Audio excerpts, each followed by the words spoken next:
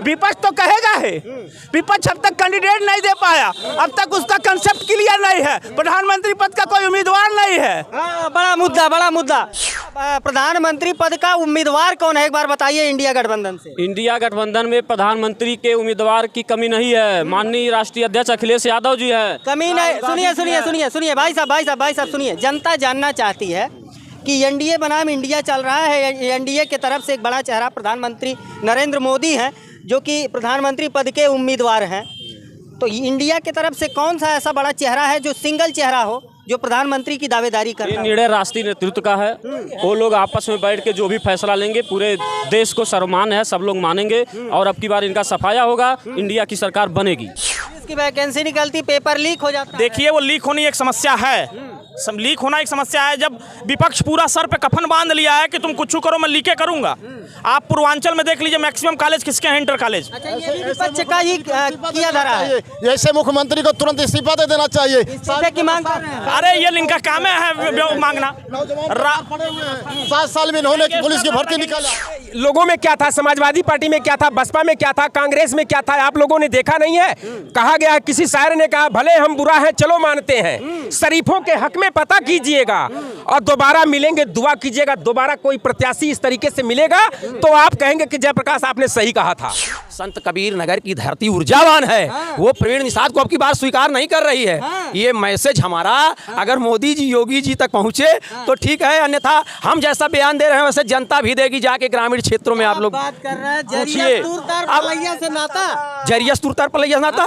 देखिए आपकी बात सही है, 370 हटाया, 3 तलाक हटा करके 62 लोकसभा सीट से अभी आप ग्रामीण क्षेत्रों की रिपोर्ट देखे हैं और हमारी मौजूदगी है जिला मुख्यालय पे। जिला मुख्यालय पे हमारे साथ कुछ लोग हैं, इनसे बातचीत करेंगे, जानेंगे। 62 लोकसभा सीट से 5 साल सांसद रहे प्रवीण निषाद और पुनः उन्हें भारतीय जनता पार्टी से प्रत्याशी बनाया गया है। ऐसे में यहाँ की जनता विश्वास प्रवीण निषाद पे जताती है। बातचीत करते हैं। बहुत बहुत स्वागत है। प्रवीण निषाद जी को भारतीय जनता पार्टी ने जो चुनाव सिंबल देकर के भेजा है और भारतीय जनता पार्टी के कार्यकर्ता उनको जिताने का काम करेंगे और यहाँ से 2 लाख प्लस करके जीतने जा रहे हैं। हाँ प्रवीण निषाद जी 2 लाख प्लस, हाँ प्लस करें। पिछली बार तो 35,000 प्लस में थे, लेकिन अब की बार तो 400 पार है। इसलिए यहाँ का बहुत तगड़ा लोगों में जोश और क्रोश है। प्रधानमंत्री मोदी को लोग देख रहे हैं, इसलिए मतदान करने की बात कर रहे हैं, सोच रहे हैं। गांव इलाके जवार में सब जगह हाहाकार मचा हुआ है कि प्रवीण निषाद जी चाहे अच्छे हो या बुरे हो, अब हमको राष्ट्र को देखना है और देश की तरक्की को देखना है, नरेंद्र मोदी को देखना है, योगी को देखना है। ऐसे में हम प्रवीण निषाद को न देख करके हम राष्ट्र के नाम पर वोट देने जा रहे हैं। अब तक जनता क्या देख करके चयन करती थी? अब नहीं, हम कह रहे हैं कि चयन जो भी अब जो है, अभी आप कह रहे हैं कि अब विकास देख करके नहीं, इसके चयन करना। इसके पहले जनता क्या देख रही? इसके पहले क्या था? अब तक जनता क्या देख रही थी? इससे पहले लोगों में क्या था, समाजवादी पार्टी में क्या था, बसपा में क्या था, कांग्रेस में क्या था, आप लोगों ने देखा नहीं है। कहा गया, किसी शायर ने कहा, भले हम बुरा है चलो मानते हैं, शरीफों के हक में पता कीजिएगा और दोबारा मिलेंगे दुआ कीजिएगा। दोबारा कोई प्रत्याशी इस तरीके से मिलेगा तो आप कहेंगे कि जयप्रकाश आपने सही कहा था। चूंकि नरेंद्र मोदी ने जो प्रवीण निषाद को यहाँ भेजा है तो कोई वजह है जो बेहतर लकीर खींचने के लिए प्रवीण निषाद उपयुक्त है। चलिए आगे बढ़ते हैं। क्या नाम हुआ आपका? कोमल यादव। मैं क्या कहेंगे, दोबारा जो है प्रवीण निषाद को यहाँ से प्रत्याशी बनाया गया भारतीय जनता पार्टी से, विश्वास जताएंगे? भारतीय जनता पार्टी ने अपना विश्वास जता रही है, जताने दी, उससे हम लोगों को कुछ लेना देना नहीं है। लेकिन हम इस जनपद का, इस लोकसभा क्षेत्र का विकास के नाम पर किसी भी कीमत पर प्रवीण निषाद को मजबूत नहीं करेंगे, क्योंकि प्रवीण निषाद द्वारा कोई आज तक सो रहे थे यह है और इनके पिता पूरी जनता को ब्लैकमेल की तरफ, भारतीय जनता पार्टी को, कभी समाजवादी पार्टी को, अन्य दलों को ब्लैकमेल करते हैं। ब्लैकमेल करके एक सीट लेकर के चुनाव लड़ रहे हैं। यहाँ की जनता अब की बार इनको भगाने की काम करेगी। यहाँ के किसान, नौजवान सारे लोग मन बना चुके हैं कि प्रवीण निषाद नहीं, भारतीय जनता पार्टी को यहाँ से भगा देना। क्या कह रहे हैं कि भारतीय जनता पार्टी को भगा देना है? दरअसल ये सब खुद ही भग गए हैं। समाजवादी पहले से भग गई है, कांग्रेस तो पहले से भग गई, बसपा पहले, उसके बाद नेस्तनाबूत हो गई। अब समाजवादी पार्टी के लोग कुछ बहोरी बटोर करके रोड पर हैं। अब के इलेक्शन में ये भी समाप्त होने जा रहे हैं। इसलिए 400 के पार भारतीय जनता पार्टी का जो नारा है आवाम जनता साकार करने जा रही है। चलिए आगे बढ़ते हैं, आगे बढ़ते आते हैं। क्या नाम हुआ आपका? विघ्नेश्वर उपाध्याय। ये क्या कहेंगे, लोकसभा चुनाव नजदीक है, प्रवीण निषाद पे आप लोग विश्वास जताएंगे? बिल्कुल विश्वास जताएंगे, बहुत ही काबिल कैंडिडेट है। हाँ, एकदम बिल्कुल डिजर्विंग कैंडिडेट है। किसी भी पक्ष को देख लिया जाए, चाहे पढ़ाई का, चाहे उनके आपराधिक रिकॉर्ड का, किसी भी चीज़ का, उनके जैसा कैंडिडेट कोई है नहीं। बताइए, बीटेक और बीटेक MBA है वो, और ये लोग कह रहे हैं कि वो एलिजिबल ही नहीं है, वो योग्य ही कैंडिडेट नहीं, सोने वाले। अच्छा आप बताइए, एक प्रदेश का तीसरे नंबर की पार्टी वो चला रहे हैं। निषाद पार्टी के 11 विधायक का तीसरे नंबर की पार्टी है वो। किसी के वजह से हो, किसी की वजह से हो, तो उनको इतना समय है कि वो कि हर एक आदमी के घर में न्योता कर पाए। इतना समय है कि हर चौराहे पे बैठ के वो सबके साथ चाय पी लें। आप बताइए, उनके प्रतिनिधि आनंद त्रिपाठी जी यहीं तितौआ में रहते हैं, 24 घंटे उपलब्ध रहते हैं इसी जिले में, 24 घंटे उपलब्ध रहते हैं। जन समस्याएं सुनते हैं, सारी समस्याएं सुनते हैं। वो बीच में जाते हैं, लोगों के बीच में रहते हैं, इसी चाय की दुकान पे डेली आते हैं, पूछिए, और 1 घंटे डेली यहाँ बैठते हैं। अच्छा, यहाँ 1 घंटे डेली बैठते हैं। अब इनका विषय है, वो कहाँ बैठते हैं इसको रोका नहीं जा सकता है। कोई भी व्यक्ति कहीं बैठ सकता है। जनता के बीच में, जनता के बीच में कहीं कुछ नहीं है। खैलाबाद के दुकानों पर बैठ करके चाय पीते और पिलाते होंगे वाला विषय है। चाय पे जनता यहाँ की बिकने वाली नहीं है। यहाँ की जनता विकास चाह रही है। आप ग्रामीण इलाके में कहीं चले जाइए, भारतीय जनता पार्टी के कार्यकाल में 1 पैसे का कहीं विकास नहीं हुआ है। मैं आज नौरंगिया से लेकर के कटाई गोरिया भार जा रहा था, मोटरसाइकिल इतना उछल रही थी, मालूम पड़ता था हम लोग गिर जाएंगे। आप किसी रोड पे भुवरिया से लेकर के पायल पार तक चले जाइए, आदमी चल नहीं सकता है, पैदल नहीं चल सकता है। साधन की बात छोड़ दीजिए। विकास के नाम पर भारतीय जनता पार्टी ने केवल जुमला पढ़ा है। रोजगार के नाम पर भारतीय जनता पार्टी ने जुमला पढ़ा है। आप बताइए, रोजगार के नाम पे जुमला पढ़ा है? रोजगार के मामले में बता दे रहा हूँ, ये 68,569 जोड़ लीजिए कितना होता है। इन्होंने इतनी अध्यापकों की भर्ती दी है, किस फील्ड में इन्होंने अध्यापकों की भर्ती नहीं दी? हाँ, पहले होता था 1 लेवल की परीक्षाएं होती थी। 1 लेवल का मतलब ये कि अगर जो कहीं से भी सेटिंग हो गई तो नॉन एलिजिबल कैंडिडेट का सिलेक्शन हो जाता था, और एलिजिबल कैंडिडेट जो रहता था वो बच जाता था। अब माननीय योगी जी ने 2 लेवल की परीक्षाएं करा रहे हैं। आप करो सेटिंग, कितने लेवल पे सेटिंग करोगे? BO की उन्होंने 300 वैकेंसी निकाली, ब्लॉक एजुकेशन ऑफिसर जिसको बोलते हैं, डिग्री कॉलेज के प्रिंसिपल की वैकेंसी निकाली, PGT TGT की वैकेंसी निकाली, पुलिस की वैकेंसी निकाली, दरोगा के अभी 12,000 ट्रेनिंग हो गया, अभी कल ही उनका ट्रेनिंग कंप्लीट हुआ है। कितनी पुलिस की वैकेंसी निकलती, पेपर लीक हो जाता है। देखिए, वो लीक होनी एक समस्या है, लीक होना एक समस्या है। जब विपक्ष पूरा सर पे कफन बांध लिया है कि तुम कुछ करो मैं लीके करूंगा। आप पूर्वांचल में देख लीजिए, मैक्सिमम कॉलेज किसके हैं? Inter college. अच्छा, ये भी विपक्ष का ही किया धरा है। ऐसे मुख्यमंत्री को तुरंत इस्तीफा दे देना चाहिए। इस्तीफे की मांग कर रहे हैं। अरे ये इनका काम है मांगना। 7 साल में इन्होंने पुलिस की भर्ती निकाला है। पेपर लीक करने वाले के ऊपर गैंगस्टर लग रहा है। आप ये गैंगस्टर लग रहा है। अगर वो भारतीय जनता पार्टी का रुमाल रख ले रहा है तो गैंगस्टर से मुक्त हो जा रहा है, दोषविहीन हो जा रहा है। ऐसे सरकार की। आप अपने जिले की बात करिए, इस जिले को मेडिकल कॉलेज किसने दिलवाया? प्रवीण निषाद ने दिलवाया। इस जिले को रोडवेज किसने दिलवाया? प्रवीण निषाद। जो भुवरिया वाले, एक मिनट रुक जाइए, जो भुवरिया वाले रोड की बात कर रहे हैं, वो रिंग रोड बन रही है पायल पार से भुवरिया, वो प्रवीण निषाद की देना है। एक रिंग रोड निकल रहा है बालू शासन से लेकर भुवरिया, वो किसकी देना है? आते हैं भैया, क्या नाम हुआ? शैलेंद्र कुमार पांडे मेरा नाम है। मैं किसी राजनीतिक दल का व्यक्ति नहीं हूँ, न भाजपा का कार्यकर्ता हूँ, न सपा का कार्यकर्ता हूँ। क्या पूछना चाहते हैं? पूछिए। कहेंगे, लोकसभा चुनाव नजदीक है, लोकसभा प्रत्याशी जो है भारतीय जनता पार्टी से पुनः प्रवीण निषाद बने हैं, क्या कहेंगे? देखिए, बीटेक एमटेक करना एक अलग बात है।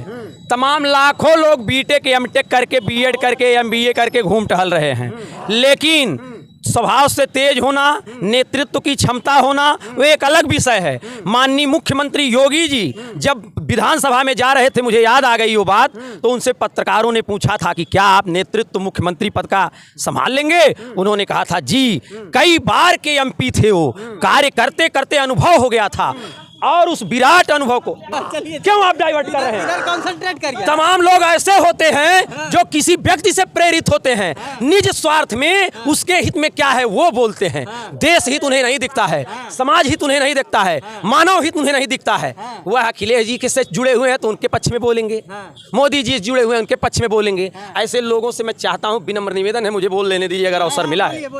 ऐसा है माननीय मुख्यमंत्री योगी आदित्यनाथ जी महाराज उस कार्य को बखूबी निभा रहे हैं और उन्होंने कर दिखाया। इसलिए देश की बहुमत उनके पक्ष में थी और वह पुनः मुख्यमंत्री बने। माननीय मोदी जी तीसरी बार प्रधानमंत्री होने जा रहे हैं। लेकिन एक बात मैं फिर कह रहा हूं कि तमाम सीधे साधे लोग या जिनको हमारे घर में कोई अगर 5 भाई हैं तो एक भाई वो भी बीएड है, वो भी बीटेक एमटेक है, लेकिन पांचों एक समान नहीं होते हैं। कार्य क्षमता, कार्य दक्षता एक समान नहीं होती है। संत कबीर नगर की धरती ऊर्जावान है, वो प्रवीण निषाद को अब की बार स्वीकार नहीं कर रही है। ये मैसेज हमारा अगर मोदी जी योगी जी तक पहुंचे तो ठीक है, अन्यथा हम जैसा बयान दे रहे हैं वैसे जनता भी देगी। जाके ग्रामीण क्षेत्रों में आप लोग बात कर रहे हैं पूछिए, से नाता जरिया सुरतर पलैया नाता। देखिए योगी आपकी बात सही है। 370 हटाया, 3 तलाक हटा करके मैं न्याय और धर्म को स्थापित करना चाहता हूं। मैं भी पढ़ा लिखा 2 बार का बीएड हूं। मैं समाज का एक शिक्षित व्यक्ति हूं। मैं सब कुछ समझता हूं।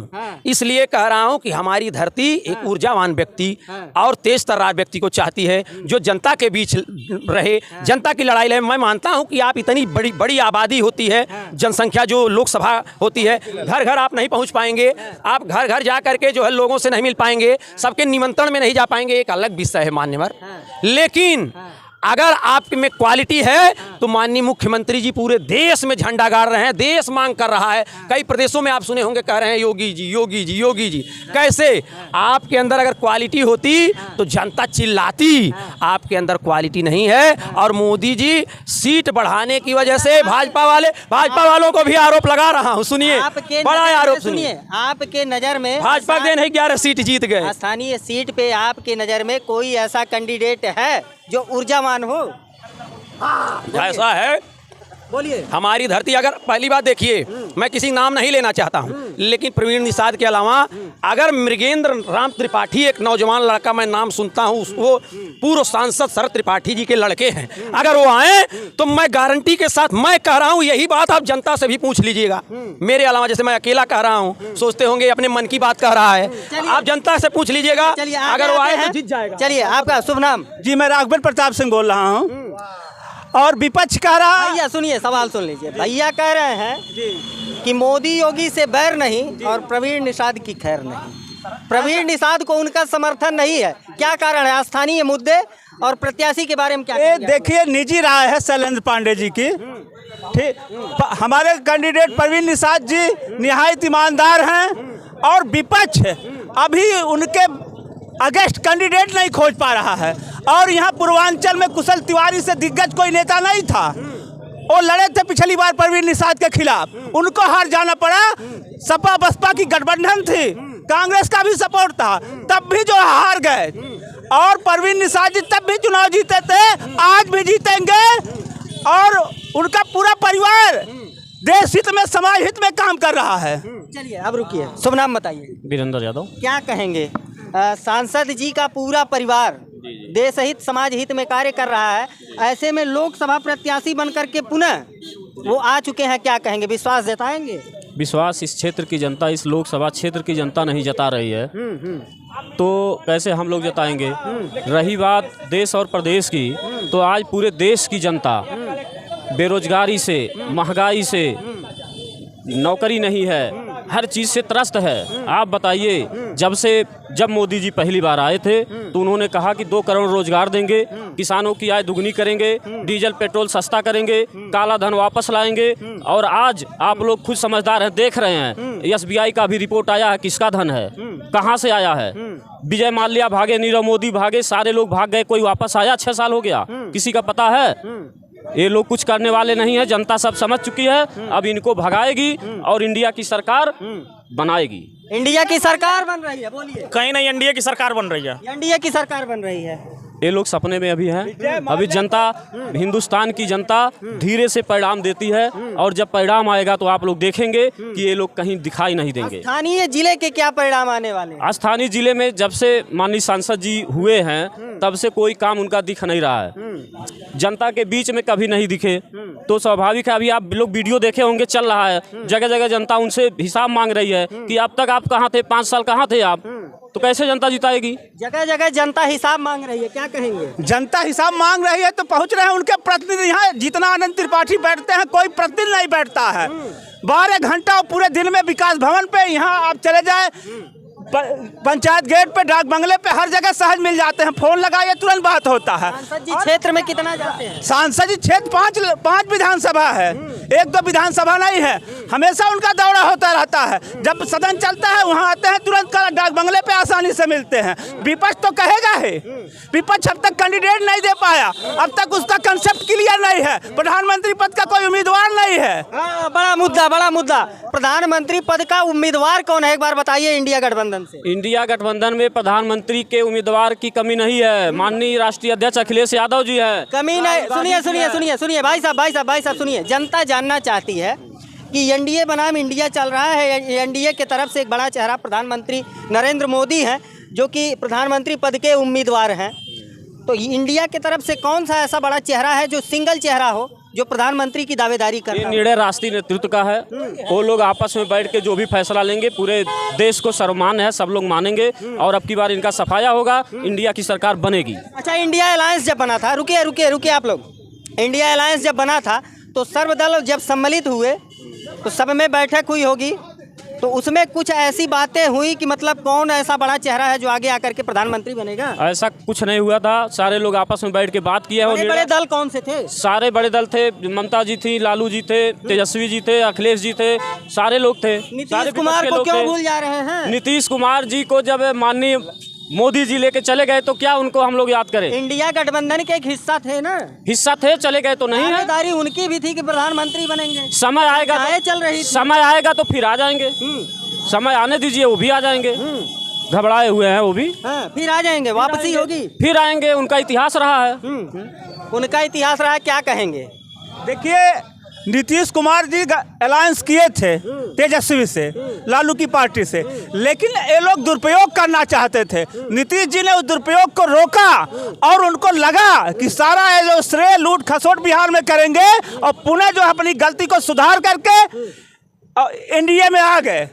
तो इसके लिए मैं नीतीश कुमार को बहुत बहुत धन्यवाद देता हूं कि कम से कम उन्होंने बिहार के हित में फैसला किया, देश के हित में फैसला किया। नेताजी कह रहे हैं फिर आ जाएंगे। नेताजी देखिए, समाजवादी पार्टी, हो सकता है अखिलेश यादव खुद काला जो है सिलेंडर बोल दें, इंडिया में एनडीए में आ जाए। हो सकता है निराश हताश है पूरी पार्टी टूटने। आप बताइए। ये लोग पूर्ण रूप से घबरा गए हैं, क्या बोलेंगे कोई ठिकाना नहीं है। और रही बात नीतीश कुमार जी की, तो उन्होंने जो 17 साल में नहीं कर पाया उसको तेजस्वी के साथ मिलकर 17 महीने में करके तेजस्वी ने दिखा दिया। इससे जो इनका राष्ट्रीय नेतृत्व है वो घबरा गया, तो अपना 3-5 करके ले गए। फिर आएंगे, समय आएगा तो। चलिए, आप गठबंधन पे क्या कहेंगे? कितना भी गठबंधन हो जाए, उस गठबंधन का कोई मतलब, आप निकलते देख रहे हैं कई बार गठबंधन हुआ। वह गठबंधन नहीं है, स्वार्थ बंधन है। अपने अपने स्वार्थ में जुड़ते हैं कि किसी तरह कुर्सी मिल जाए। लेकिन जनता हमारे देश की अब, और नौजवान खासकर शिक्षित हो रहे हैं, वह देखिए समझ रहे हैं कौन कार्य अच्छा कर रहा है, कौन खराब कर रहा है, किसके नेतृत्व में अच्छा कार्य हो रहा है। इसलिए मोदी जी के नेतृत्व में ये जितने नेता है, ये आते हैं और कह रहे हैं हम एमपी हो गए, हम अपने गुणों पर हो गए, बड़ा गुणवान है हम, बड़ा प्रभाववान है हम। किसी का गुण और प्रभाव काम नहीं करता। मोदी जी अगर नहीं होती, मोदी जी के नाते सबका गुण, सब गुणवान बन करके टहल रहे हैं।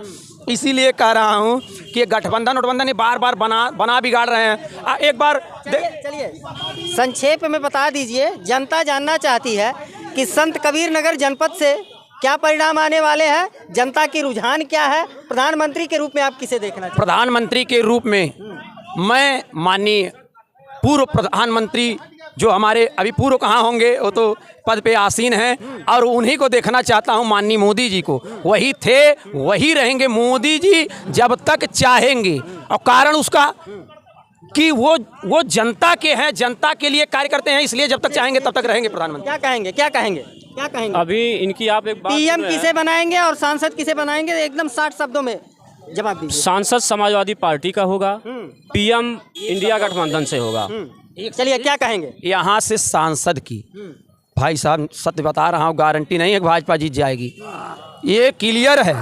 अगर प्रवीण निषाद जी रहे, किसी को भाजपा दूसरे को भेज दे, मैं किसी व्यक्ति का नाम तक नहीं लूंगा, लेकिन प्रवीण निषाद डोल है, आप बोलिए। देखिए भारतीय जनता पार्टी का कार्यकर्ता, योगी आदित्य महाराज जी का हिंदू महासंघ का कार्यकर्ता, जो ऊपर से फरमान होता है वो देखता है।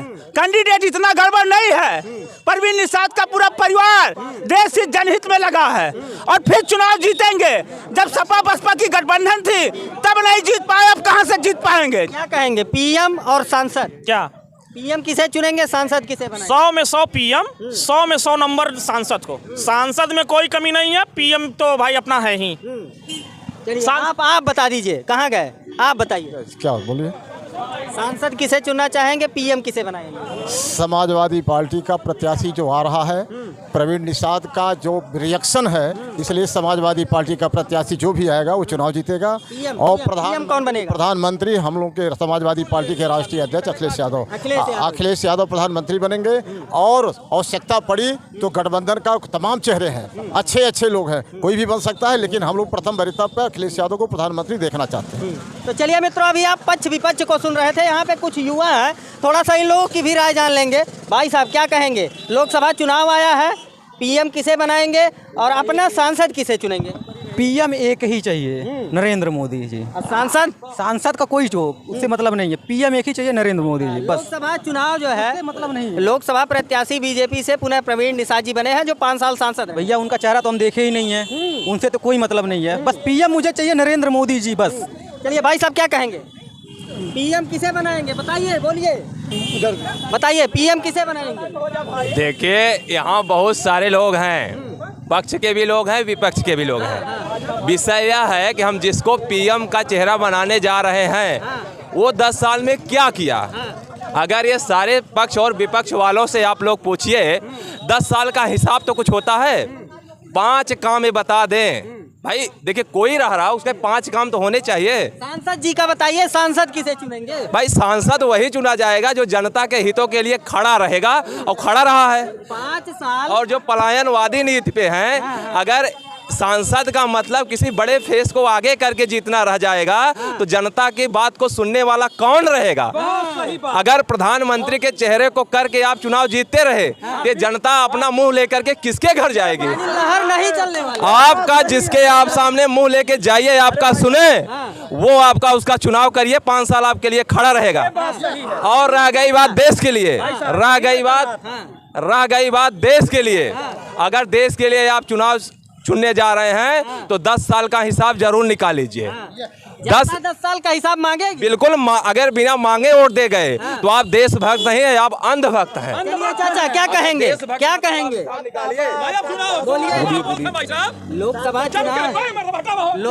लोकसभा चुनाव नजदीक आया है, सांसद किसे चुनेंगे, पीएम किसे बनाएंगे? पहली बार तो पीएम तो नरेंद्र मोदी को बनाएंगे, लेकिन यहाँ के सांसद जो है आज क्षेत्र में आते नहीं है। यहाँ के संसद जो है जब चुनाव आती है तब शकल दिखाते हैं, लेकिन जीतेंगे तो नरेंद्र मोदी के नाम पे ही जीतेंगे। मतलब आप इसलिए भाजपा सतर्क हो जाए। भाजपा से निवेदन है कि सतर्क हो जाए, हम लोगों का भी और जनता की भी इज्जत रखे, अपनी भी इज्जत बचाए। यहाँ से बदल के कैंडिडेट और फिर से भाजपा की झोली में सांसद को ले जाए। धन्यवाद। तो मित्रों, जिला मुख्यालय से ये एक रिपोर्ट थी, ये जनता थी, पक्ष था, विपक्ष था। पक्ष विपक्ष को सुनने के बाद आप लोगों की क्या राय है, कमेंट करके जरूर बताइए। मिलता है फिर किसी नेक्स्ट वीडियो में नई खबर के साथ, तब तक के लिए नमस्कार।